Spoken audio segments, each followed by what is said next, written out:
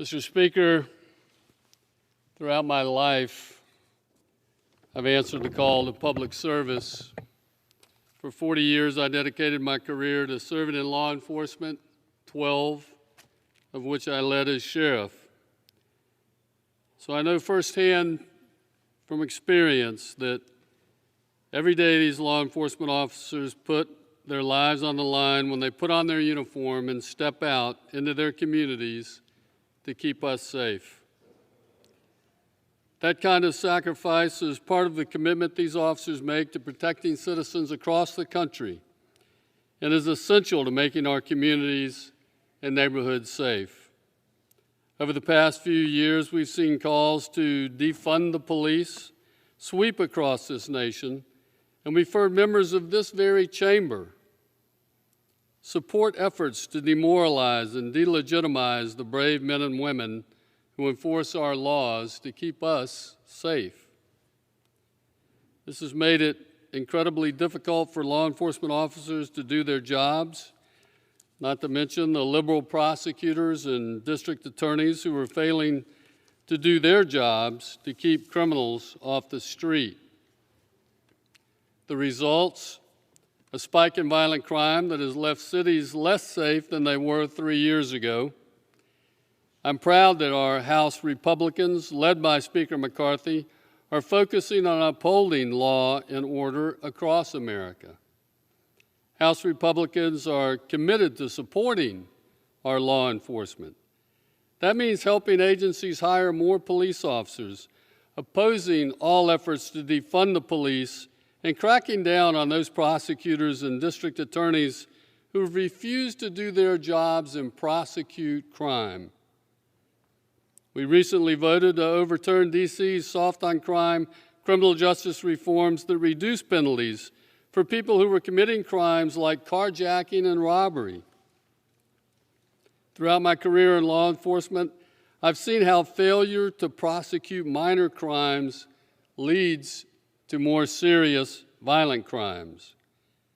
We need to work with our leaders in law enforcement, work with them, not against them. That's why I was proud to reintroduce the Invest to Protect Act this week. This bill would provide small police departments with fewer than 200 officers the resources that they need to hire and retain the best officers, provide necessary training, and improve their well-being.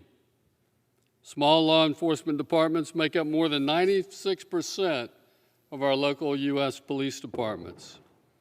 The Invest to Protect Act would simply grant process and give the departments the flexibility to make meaningful investments in their officers and communities. Part of making grants more accessible to law enforcement agencies is by removing strings to federal money. I've been fighting against President Biden's efforts to empower the U.S. Attorney General to make training and policy decisions, moving local policing decisions from sheriffs and local police chiefs to the federal government. That's a very scary idea to someone who understands the importance of keeping policing local. The strength of America's domestic security lies in the diversity of our state and local law enforcement. We can start by defunding Section 19 and 20 of the President's Executive Order on Policing, which requires law enforcement agencies who receive federal money to be accredited to stand with standards that are set by the AG and to meet a list of policies also decided by the Attorney General before they're eligible for federal grant money. Any move to nationalize local law enforcement must be resisted at every turn. But most importantly, we must do all we can to keep law enforcement officers safe while they're on duty. That's why I reintroduced the Protect and Serve Act again this year to strengthen penalties on criminals who violently target our law enforcement officers. We must hold these criminals accountable and show our officers that we have their backs.